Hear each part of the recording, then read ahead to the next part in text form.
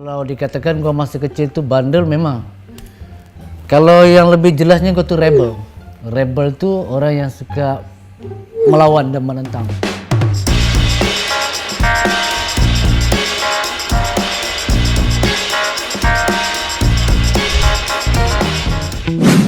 Halo guys, kita kembali lagi bersama saya Adi, panelis MasterChef Season 8. Nah, hari ini Star Hits akan bertanya-tanya kepada kamu tentang siapakah diri aku yang sebenarnya dan rahasianya kerajaan Lord Adi ini.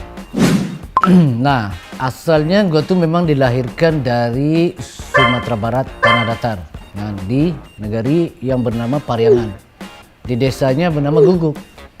Nah, jadi pada tahun 1984 gue tuh dibawa oleh orang tua ke Malaysia. Jadi di Malaysia tuh gue bercampur dengan orang-orang Malaysia daripada kelas SD sampai SMP, sampailah SMA, sampailah kuliah, sampailah kerja. Nah, 30 tahun di Malaysia barulah saya balik ke Indonesia dan menetap di sini sejak tahun 2017. Jadi gue tuh memang seorang yang suka happy go lucky aja. Suka berteman dengan sesiapa aja. Bisa gaul dengan siapa aja, tua atau muda, kecil atau besar, kaya atau miskin. Siapapun dirimu, tetap akan ku berteman. Nah, kalau dikatakan gua masih kecil itu bandel memang. Kalau yang lebih jelasnya gua tuh rebel.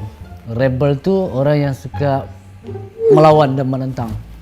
Nah, jadi gua tuh suka istilahnya seorang pemberontak, tapi bukan pemberontak kepada pemerintah kan, pemberontak dalam diri sendiri semuanya kan. Nah, tidak suka dikongkong, tidak suka diberi arahan. Nah, jadi kalau secara sejarah hidup, malu ngomong kan, tapi bicara aja kan, gue tuh jarang sekolah kan, sebab gue tuh nggak suka guru tuh bilang gue gini kan, paling gue kabur aja. Nah, begitu juga waktu di MasterChef, gue tuh memang rebel sangat kan, rebelnya gitu. Kalau orang tuh masak satu, gue tuh pasti masak dua. Kadang di challenge satu tuh gue masak pasti 2 dish. Yang satu gue makan, yang satu gue bagi juri makan kan. Tapi biasanya yang juri kasih, gue beri kepada juri itu memang kurang enak itu kan. Pasal yang enak gue sudah makan kan. Nah, kecuali bila gue sudah sampai top 6, baru gue serius. Tapi sebelum itu memang just enjoy my life, makan enak, santai aja, rebel. Nah, ya gitulah, memang benar. Gue tuh memang bandel sih kayaknya. Tapi bandel yang baik, bukan bandel yang jahat ya. Jangan salah paham, bandel tuh banyak. Ya gitulah. Sebenarnya pengalaman masa kecil itu banyak dong. Pahit, manis, suka dan duka. Nah, tapi yang paling gak bisa dilupakan itu waktu gua kelas 6 SD. Jadi gua tuh jagonya lomba lari 100 meter, 200 meter, dan 400 meter. Jadi waktu di kelas 6 tuh gua paling banyak menang piala tuh. Juara 1, juara 2, juara 1, juara 2. Itu yang paling gak bisa gue lupakan sampai sekarang ini. Kalau Oke, diceritakan tentang keluarga gue waktu gue kecil. Jadi gue tuh ada 4 orang bersaudara, 4 orang semua laki-laki, dan gue tuh anak yang kedua kan. Jadi di 4 orang adik-beradik ini gue tuh yang paling nggak nyambung dengan adik-beradik gue tuh kan. Jadi gue tuh lebih banyak bergaul dengan kawan-kawan daripada adik-beradik gue sendiri. Apatah lagi dengan orang tua. Nah, jadi orang tua gue tuh kalau sosok almarhum bapak gue ini kan, dia ini memang seorang yang tegas. Jadi gue tuh memang sering dimarahin. Jadi gue bersyukur. Gara-gara bapak gue tuh sering marah gue, sering ya gimana lagi perbuatan seorang ayah kepada anak yang bandel kan. Tapi gue bersyukur, at least dia menjadikan gue seorang yang dewasa dan berubah. Kan. Dari bandel banget, dari bandel sedikit aja lagi. Nah, gitu. Jadi kalau ibu gue ini memang penyayang. Kalau bapak gue marah, pasti mak gue backup. Gitu. Itu yang asiknya. Pergi ke Malaysia adalah karena terpaksa. Itu benar dong. Pasal waktu itu gue masih kecil. Gue baru berusia 5 tahun. Jadi waktu gue kecil, ini gue ingat nih. Sejarah gue masih kecil kan. Gue tuh paling gak bisa naik mobil, naik bus, naik apa aja. Pasal gue tuh pasti mabuk, muntah. Jadi gue waktu kecil tuh gue takut banget naik bus. Pasal gue takut gue muntah. Gue rasa SMP pun gue masih gitu lagi. Gak bisa naik bus, terutama yang bau diesel. Sampai sekarang. Kalau di Sumatera Barat itu kan ada angkut gitu kan. Kalau gue naik itu gak bisa. Gak bisa gue naik mobil yang rame-rame gitu kan. Mabuk. Nah, jadi waktu gue kecil itu pertama kali gue datang Malaysia tuh sebab gue tuh memang gak suka kan. Kecil tuh gue banyak kawan di kampungan. Jadi bapak gue bawa ke Malaysia. Jadi di Malaysia tuh gue gak bisa minum air di Malaysia itu. Pasal air di Malaysia tuh mungkin air yang sudah diolah. Kalau di kampung gua kan air masih lagi air mata air kan. Kalau di Malaysia tuh airnya rasa klorin gitu kan, nggak bisa gua minum. Wah, lama juga itu gue gak minum air putih kan, nggak bisa ditelan gitu. Tapi benar, gue tuh memang dipaksa. Oke, kisah kenapa gue jadi petani cabai ya. Jadi bermulanya dari Malaysia kan. Malaysia itu gue berakhir jadi seorang tukang masak itu tahun 2002. Lepas itu gue jadi personal trainer. Nah, jadi personal trainer, tiba-tiba gue bosan dengan hidup di Malaysia itu kan yang terlalu berantakan, sibuk. Ya waktu itu teman-teman gue banyak yang gak jelas kan. Nah jadi gue pulang ke kampung mau memulakan satu career yang baru. Nah kebetulan istri gue tuh orang Padang kan, orang Sumatera Barat, orang Tanah Datar. Jadi dia ada lahan kan, jadi gue pun jadilah petani cabai. Jadi mula-mula gue jadi petani cabai itu aneh. Gue nggak bisa pegang cangkul, gue nggak tahu cabai itu mau merawat gimana. Pasal nggak jelas. Sesudah 3 tahun gue di kampung tuh baru gue sadar pahitnya kehidupan seorang petani cabai ini. Oke, pertanyaan selanjutnya. Benar nggak sih kehidupan petani cabai itu susah? Dan ya memang susah, itu benar dong. Pasal gue tuh telah mengalami hidup sebagai seorang petani cabai. Petani cabai itu jujur ya, biaya perawatan cabai itu kadang-kadang lebih gede daripada keuntungannya. Nah, terutama harga cabai itu turun naik.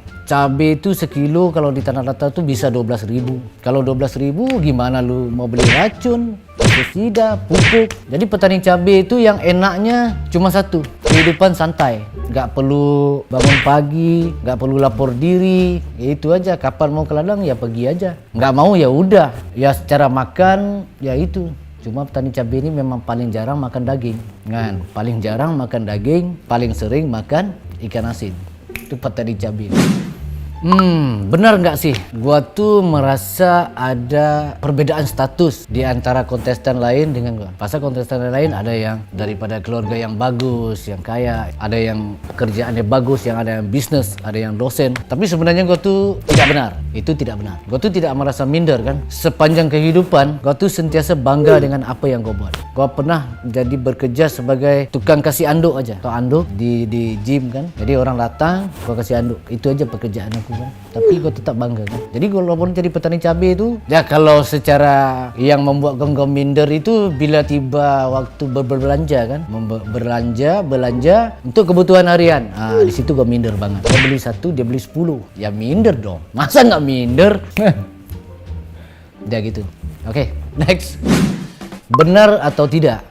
Gue tuh pernah ada long distance relationship dengan istri gue. Ya benar dong. Pasal gue kenal istri ini gini kan, waktu tuh adik gue tuh dengan bapak gue tuh dia pulang kampung kan. Nah jadi gue tuh gimana ya, gue coba main-main aja kan, bro. Kalau ada cewek-cewek yang cantik di situ, lu ambil nomornya udah kasih gue ya. Jadi adik gue tuh dibuat. Jadi dia buat kan, waktu dia balik ke Malaysia dia kasih gue ada 2 gambar dengan 2 nomor handphone. Jadi 2 gambar dengan 2 nomor handphone gue pilih lah. Jadi gue pilih satu. Nah dari situ gue calling dia kan.